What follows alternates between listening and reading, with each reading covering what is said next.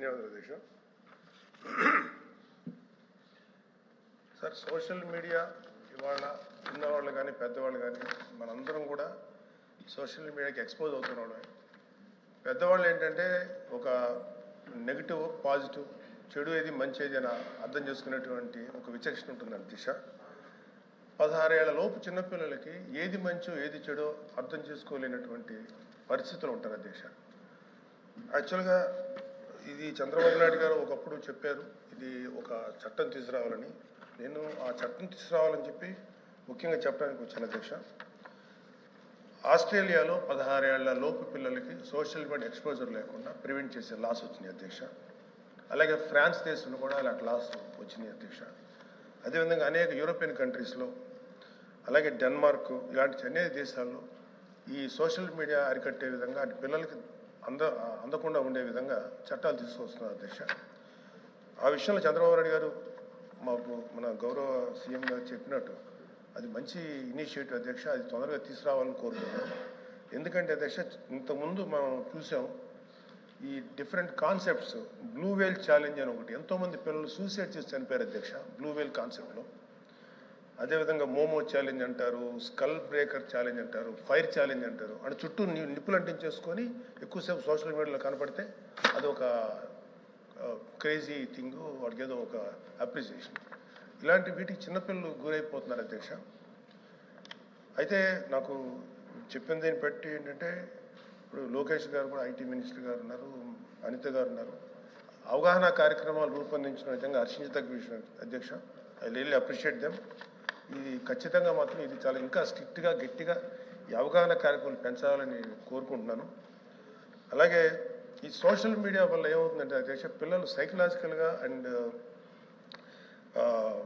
చాలా ఎమోషనల్ డిస్ట్రెస్కి, రకరకాల డిప్రెషన్స్కి గురవుతున్నారు అధ్యక్ష. ఖచ్చితంగా ఈ సోషల్ మీడియా మీద ఒక తీవ్రమైనటువంటి ఒక చట్టం తీసుకురావాలి, గట్టి చట్టం తీసుకొచ్చి దానికి అవగాహన కార్యక్రమం చేయడం ఎంత ముఖ్యమో అంతకు మించి చట్టం తీసుకొస్తే ఒక భయం ఉంటుంది. ఎందుకంటే ఆ చట్టానికి ఆ పిల్లలు, అదేవిధంగా స్కూళ్ళల్లో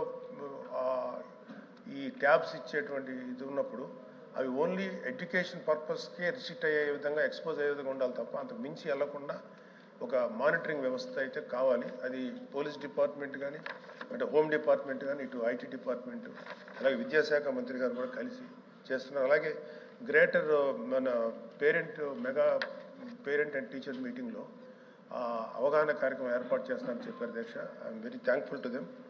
ఖచ్చితంగా ఇది చాలా గట్టిగా ఎఫెక్టివ్గా చేయాలని కోరుకుంటున్నాను అధ్యక్ష. తప్పనిసరిగా పిల్లల్ని ఇలాంటి వాటికి దూరంగా ఉంచే విధంగా చర్యలు తీసుకోవాలి. ముఖ్యంగా తల్లిదండ్రులను ఎడ్యుకేట్ చేయాల్సిందిగా నేను అనిత గారిని హోమ్ డిపార్ట్మెంట్ ద్వారా, అలాగే ఐటీ శాఖ మంత్రి గారు కోరుతున్నాను అధ్యక్ష. Thank you. మినిస్టర్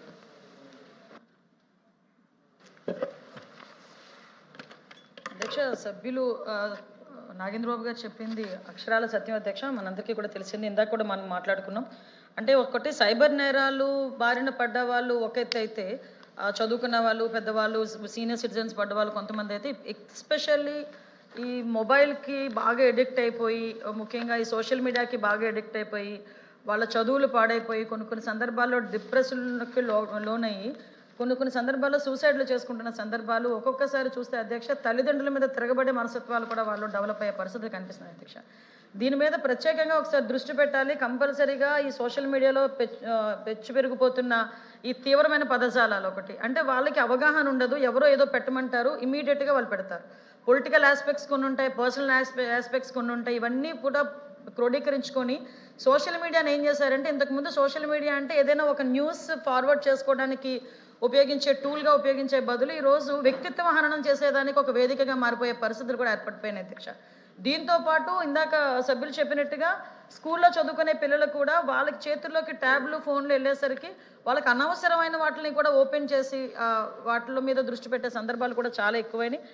దాన్ని అందరం కూడా మూకుముడిగా మనం ఖండించే పరిస్థితి, అవగాహన కల్పించే పరిస్థితి కూడా రావాలని కోరుకుంటున్నా. ముఖ్యంగా అధ్యక్ష దీని మీద ఇందాక కూడా నేను ఆన్సర్లో కూడా చెప్పాను అధ్యక్ష, ప్రత్యేకంగా దీని మీద ఒక దృష్టి పెట్టాలనే గౌరవ ముఖ్యమంత్రి గారు అదేవిధంగా ఉప ముఖ్యమంత్రి గారు కూడా ఒక ఆలోచన చేసి ఈ గ్రూప్ ఆఫ్ మినిస్టర్స్ మీటింగ్ పెట్టిన తర్వాత అధ్యక్ష కొంతమంది మాకు ఇచ్చిన అవుట్పుట్ కూడా చూస్తే ఆస్ట్రేలియాలోని, మలేషియాలోని, అదేవిధంగా సింగపూర్లోని, ఫ్రాన్స్లోని కూడా ఆల్రెడీ ఈ 16 years లోపున్న పిల్లలకి సోషల్ మీడియాని ఎలా దూరంగా పెట్టాలి, ఎలా బ్యాన్ చేయాలనే దాని మీద ఒక డిస్కషన్ జరిగింది. కొన్ని చోట్ల అమలు కూడా జరుగుతుంది అధ్యక్ష. అట్ ద సేమ్ టైం అటువంటి వాటిని ఇక్కడ మనకి ఇంప్లిమెంట్ చేస్తే ఎలా ఉంటుందని ఒక ఆలోచన గ్రూప్ ఆఫ్ మినిస్టర్స్ దగ్గర ఒక కార్యక్రమం కూడా ఏర్పాటు చేసుకున్నాం. అదేవిధంగా మిగతా రాష్ట్రాలు కేరళ, అదేవిధంగా కర్ణాటక, తమిళనాడు దగ్గర కూడా ఎలా చేస్తున్నారు, వాటికి సంబంధించి మనం ఎలా కంట్రోల్ చేయొచ్చు అంటే ఒక చట్టాన్ని తీసుకురావాలి, అసెంబ్లీలో ఒక చట్టాన్ని పెట్టి మనం కేంద్ర ప్రభుత్వానికి పంపించాలి.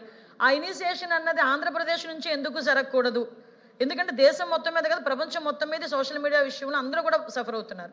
అందువల్ల ఆ కార్యక్రమానికి గౌరవ నారా లోకేష్ గారి ఆధ్వర్యంలో మేము ఒక కార్యక్రమానికి శ్రీకారం చుట్టబోతున్నాం. దానికి సభ్యులందరూ కూడా సహకరించి వీలైతే వాళ్ళ సూచనలు, సలహాలు కూడా ఇవ్వాలని నేను కోరుకుంటున్నాను అధ్యక్ష.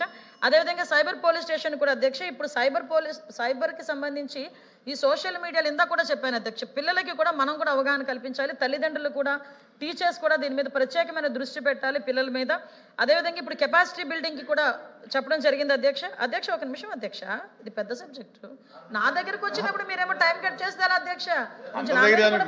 చూడండి, నా దగ్గరకు వచ్చి ఇది మంచి సబ్జెక్ట్ అధ్యక్ష, ఎవరు మాట్లాడలేదు కదా, పోనీ ఎవరైనా గట్టి గొడవ చేస్తే సార్ నేను 3 minutes అయింది, నాకు 6 minutes, నాకు 6 minutes అధ్యక్ష.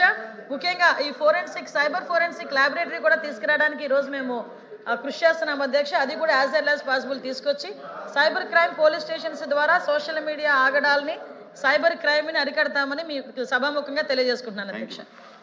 క్వశ్చన్ నెంబర్ 14335 మున్సిపల్ మినిస్టర్ గారు. అధ్యక్ష, మొదటి ప్రశ్నకి సమాధానం అవునండి. రెండవ ప్రశ్నకి సమాధానం మెరుగైన మౌలిక సదుపాయాలు అందించడానికి గ్రేటర్ తిరుపతి మున్సిపల్ కార్పొరేషన్ను ఏర్పాటు చేయడానికి 65 గ్రామ పంచాయతీలని తిరుపతి మున్సిపల్ కార్పొరేషన్లో విలీనం చేయడానికి ప్రతిపాదించారు అధ్యక్ష. మూడవ ప్రశ్నకు సమాధానం ప్రస్తుత భౌగోళిక విస్తీర్ణం 30.174 చదరపు కిలోమీటర్లు. 2011 ప్రకారం జనాభా లెక్కల ప్రకారం అయితే 3,77,349 మంది జనాభా ఉండాలి అధ్యక్ష. అంచనా వేసిన జనాభా అయితే 4,52,004 అధ్యక్ష. తర్వాత వారు అడిగిన ఏదైతే గ్రామాలు విలీనం చేయడానికి తీసుకున్నామో దాన్ని యానెక్సర్లు ఇవ్వటం జరిగింది అధ్యక్ష. సుబ్రహ్మణ్యం గారు. మంత్రి గారు, గత 10 సంవత్సరాల నుంచి మా మున్సిపాలిటీలో ఎన్నికలు జరగకపోవటం వల్ల సెంట్రల్ గవర్నమెంట్ నుంచి వచ్చేటటువంటి ఫండ్స్ అని ఆగిపోయినాయి, ఊర్లో అభివృద్ధి ఆగిపోయింది. దయచేసి అక్కడ ఉండేటటువంటి టెక్నికల్ సబ్జెక్ట్స్ ఏమైనా కొంచెం పర్సనల్గా తీసుకుని 10 సంవత్సరాల నుంచి జరిగినటువంటి మున్సిపాలిటీలో కూడా ఎన్నికలు జరిపించమని చెప్పి మీ ద్వారా కోరుతా ఉన్నాం. ఈ మధ్య ఏజీ గారి దగ్గరికి 3 సార్లు వేయించాను అధ్యక్ష. లాస్ట్ వీక్ కూడా వేయించాను. మా ప్రిన్సిపల్ సెక్రటరీ గారు, CDMA గారికి మాట్లాడొచ్చాము.